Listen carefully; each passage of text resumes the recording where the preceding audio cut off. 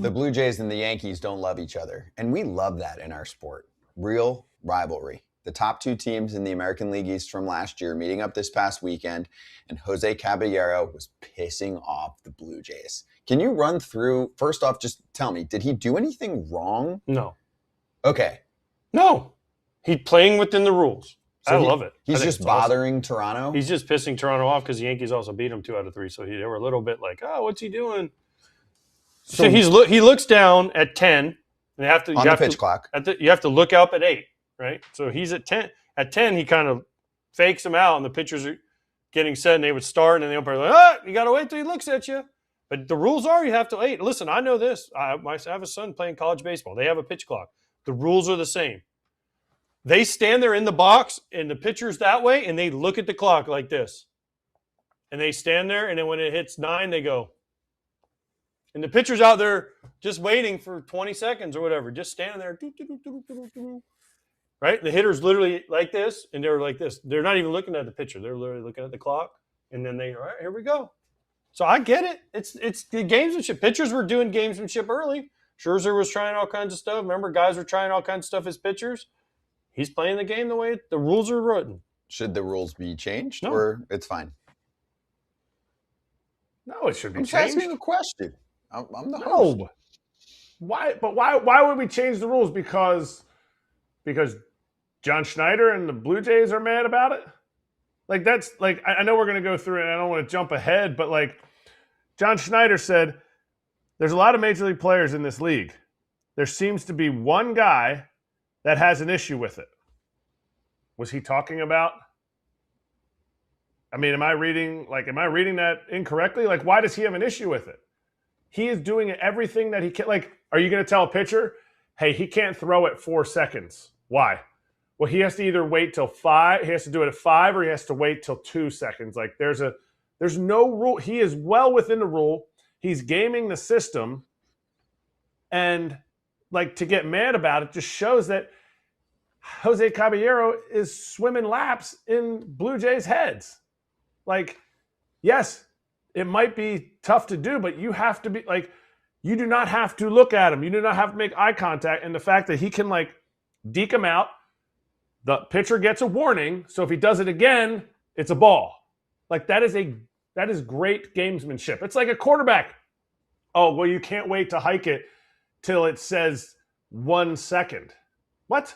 No, I'm going to hike it at 3 seconds. I'm going to hike it at 1 sometimes. I'm going to hike it right away at 10 seconds on the game clock. It's all the same thing. It's a good call. There's pump fakes in every sport, basically, that has a clock. Yeah. Basketball, of course. But if you don't like it, I mean, in football, they run the spread thing where they get into a formation. The defense does it, and then they're like, Omaha, green 18, and then they, then change the play. And the defense then has to all run around and change everything. Like, all he's doing is he's looking down. And he kind of looks like this, but then he never really fully looks up, and they kept falling for it. Put in the scouting report. Right. 8 seconds, be ready. Wait till there's 8 seconds. If you know Jose, it's like Jacoby Ellsbury was known for getting catcher's interferences. You know what we did? When he came up, we backed up. You know what he did? You know what you do with Caballero? You, as a pitcher, you look at the clock, and when it says 8 seconds, I'm ready to go. Because you don't got to be ready till there's 8 seconds. So if he's ready at 15, make him stand there. Especially if he's ready to use his timeout, make him stand there. Yeah, you can cat and mouse it right back at him. Right back at him. Mm-hmm. But you got to be prepared for it. Now it's a thing. Be prepared for it. It's in the scouting report. Yes.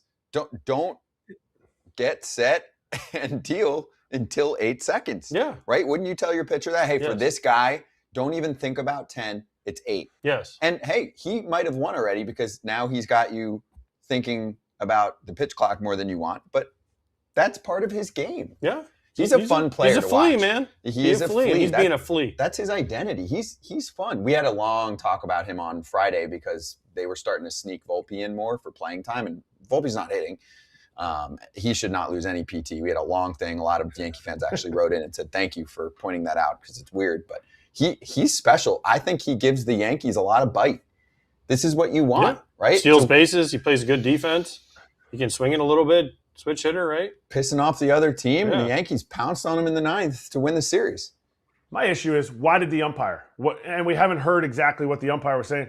Why does the umpire feel like he needs to get in there and tell them, tell him, hey, he's intentionally delaying it. Because didn't they make an announcement during the game? The batter was something about intentionally delaying. Why does he need to get in there on that?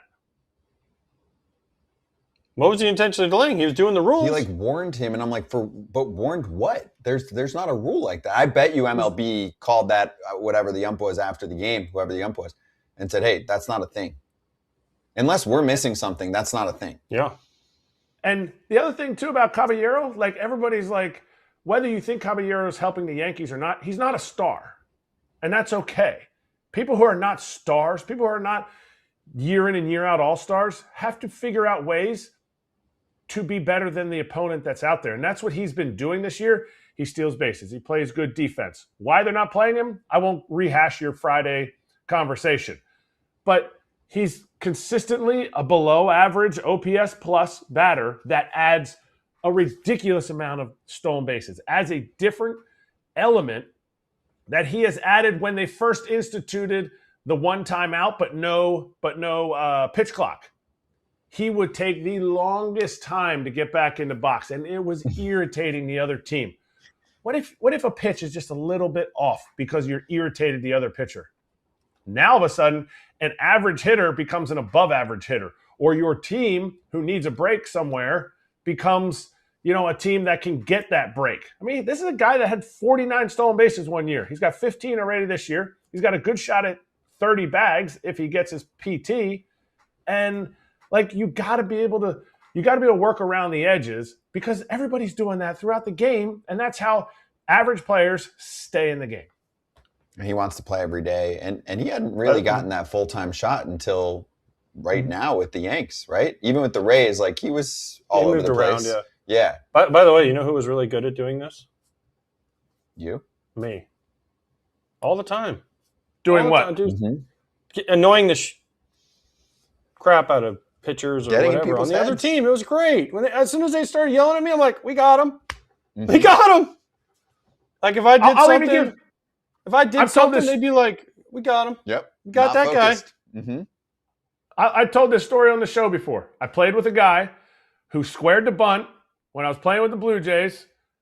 AJ was behind the dish. AJ started yelling at him for bunting. And this dude was hot at the time. He was hot.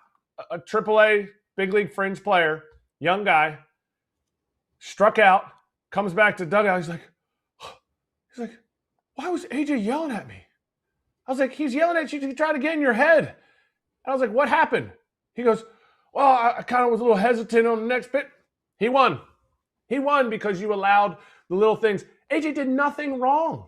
There's no time where AJ or Caballero ever has to be like, oh, okay, guys, here, let me hug you, and then we'll just go out and you throw a baseball at me and I'll try to hit it.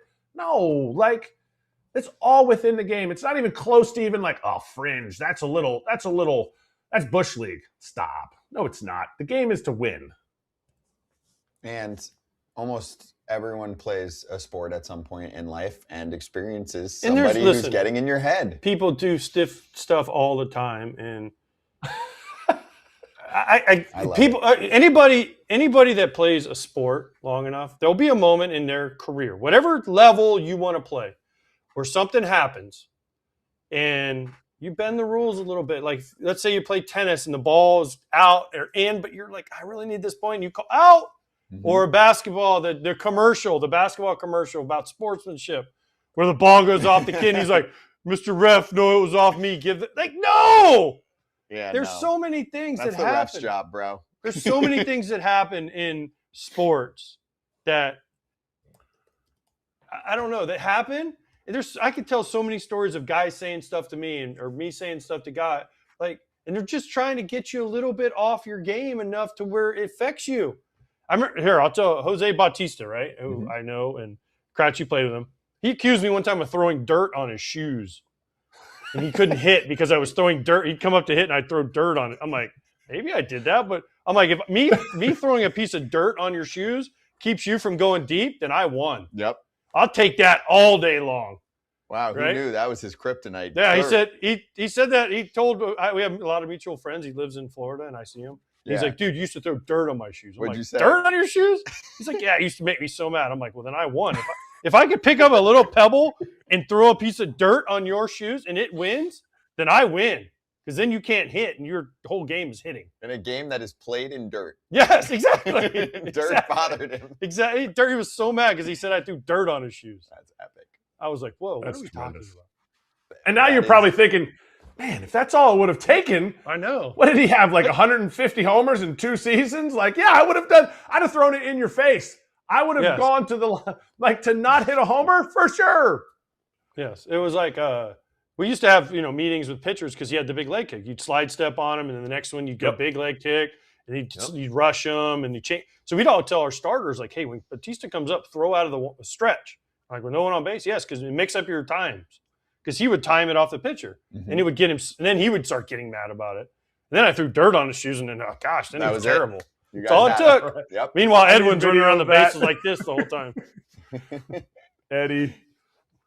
Hey, Caballero is different. I like the way that he plays ball. And I think many do too. And he's resonated with Yankee fans and many baseball fans. Kratz, I travel all the time, and I'm always looking for possible tickets to go see events, concerts, MLB games. When I do, I always find SeatGeek. Yeah, I'm not traveling, so pretty much I'm looking for the games all in my area. I'm going to look for an Orioles game. I'm going to look for the Phillies game, the Mets game, the Yankees game. But you know what else is coming up? The All-Star game. SeatGeek's got me. Hey, you're going to need them tickets to the All-Star game. It's going to be crazy. Hey, they have over 35 million downloads for a reason. It's because they have everything you need. Green dots, red dots. You pick your seat. See the scene from your seat. It's the best app going for tickets. And of course, I have a code for you guys. You can use code Territory10 for 10% off your next set of MLB tickets at SeatGeek. That's 10% off any MLB tickets with promo code Territory10. Make sure you click the link in the description to download the app and have the code automatically added to your account so you can use it later. Thank you, SeatGeek. Part 2, Orioles-Padres, Saturday night, which was a distracting evening. There was an NBA Finals moment for a team that hadn't won in a billion years. That's happened in our sport, and it overtakes the sport. But there was beef between the Orioles and the Padres. Bogaerts hit in the head. Machado was buzzed, right? Mm-hmm. So then they went after the Orioles' best player, Gunnar Henderson, missed twice, and then eventually got to him in the ninth. You could almost see Gunnar third try, I think he was saying when they got to him. But I want to start here. Keep this up for a moment. Some people in the social media sphere were losing their mind, AJ, because Albernaz wasn't just attacking the other side. I'll read the whole quote. It's worth it. So on the ninth inning, hit by pitch, ejections, blah, blah, blah. Trey hit Bogaerts, Gibson, the rookie, in the head. Their dugout didn't like it at all. This is Craig Albernaz speaking. Quote, obviously, it definitely wasn't intentional. It was a two-seam that slipped out of his hand. I get why they're mad. The ball hit him in the head, and he had to come out of the game. I'm not saying the ball to Gunnar was on purpose, but it was done the right way. And that's why there was no gripes from us, and Gunnar was fine with it and just took it to first base. Some people were like, you got to back your player. He did. He did, right, with what he just said right there. He 100% backed his player. You know why he backed his player? Why? Because he said, you know what, it's over with now. It's squawk. This is what happens when players can handle their own business. Listen, did Bogaerts get hit on purpose? I don't think so at all. I think it was a mistake. But I'll tell you this, as a former player and as a guy who is thrown out a lot, there were times where people were like, I'm going to hit a guy. I'm like, nah, we're okay. Then there are times where, you know what, go get a guy. Okay. And they knew, and the guy usually knew it was coming. You hit him in the leg or the down in here, the waist area. They're okay. They go to first. They're like, okay, I understand. You got hit. I got hit. I remember we played the Cubs one time, right? Paul Konerko got hit in the face. Boom, he hits a home run his next at bat, and then everyone's like, oh! And Paul's like, no, we're good. I even to score, right? He did it. I think the Twins, Carl Bavano hit him in the face. Next at bat, he hit a home run too. So it's his call. We're like, Paul, you want? I'd go up to Paul and be like, you want someone? He's like, no, I'm good. I got a homer, right? But Xander Bogaerts, who's, whether you think he's good or bad, he's a leader on this Padres team. He gets hit in the head, the Padres are going to be pissed. I'm sorry. So they're going to try and hit somebody. And the fact that they did it right. They hit Gunnar. Now, they should have hit him the first time. I hate when you miss and you get a second shot. That's the only thing I didn't like about that. True. I didn't like that part. But you know what? Good for Gunnar. Good for Craig Albernaz for saying, you know what? Just go. He went to first. They accepted it. And now it's squashed. It's over and done with. When it lingers and when guys were like, oh, the Padres are bullcrap because they did. No, you know what? It's squashed now. The manager handled it right. Gunnar handled it right. Everyone handled it right. Just hope Xander's okay. Yeah, the Orioles clubhouse knows, Kratz. Like Craig Albernaz has been around the game a while. He knows the pulse. I know he's a new manager, but he knows the pulse of the players going, hey, our rookie couldn't control himself on a couple pitches there, and we know that they're going to come after us. You're not going to change like the commandments of the sport overnight. So he's like, yep, this is what happened, and now it's done. Thank you. We don't need Gunnar Henderson getting hurt. We're a fringe playoff team.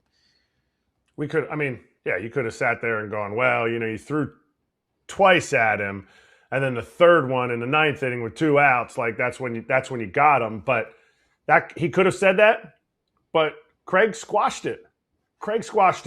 The umpires, I have to give credit to the umpires because there's times when somebody gets hit in the head, people are chirping back and forth, and the umpires are like, oh, well, this is my chance to step in and warn everybody. No, you don't need to step in and warn anybody. Like, you need to let the team handle it at the time. If the Padres are super pissed about it, it's the first batter, next inning.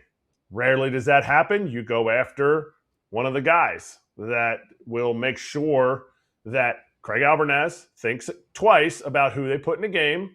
Trey Gibson thinks twice about going inside. That's how you handle both sides of this coin. And I thought everybody handled it very professionally, including the umpires. Mm-hmm. I think sometimes people just want the theatrics of the manager. Well, it's easy behind the screen. It's also easy behind a screen and a keyboard and a username to say whatever you want to say, right? So, but I've been in this situation. I played for guys that were all about throwing at guys. I've played for guys that didn't want to hit anybody, right? And it's just a feeling. It's just a feeling. I was just saying, what were the fans saying? What were they pissed about? Padres fans were pissed that they shouldn't have gotten hit? No. Like, it was not on No. purpose. It's not Padres fans. There's two. If I'm going to pinpoint a fan base, it would be Orioles fans, right? Not all, but some, thinking two things. One, you had your shot, like AJ mentioned. Mm-hmm. Then you had your shot again. Then in the ninth, you take another shot. Like, you get your shot. You clearly went after him. You missed. Then you missed again. Then they don't like that Albernaz doesn't attack them post-game. That's a subset of fans that I saw online that were pissed, which I feel like I understand where they're coming from, and that's why it's worth bringing up on the show to be like, hey, players are fine with it. So it should be over now. Yeah, these teams don't play each other much anyway. But it was squashed by the players and the manager. Mm-hmm. And listen, I played in a little bit earlier era where guys handled it themselves. You do it, Tony La Russa famously, you hit our guy will hit 3 of yours, right? Well, that's when it leads to fights. I'm not saying everyone needs a fight, but there are times where if someone gets hit, guess what? Someone on their team needs to get hit. Yep. It sends a message that, hey, I got your back, and fine. There was also times I got hit, plenty of times. I got hit, and the guys would be like, I'll be like, nah, I kind of did something stupid. I kind of deserve that one. I'll just go to first and move on. You threw dirt on Jose Bautista's. Yeah, that's right. Throwing dirt. So R.A. Dickey hit you. Yeah, that was his best chance against me. Epic.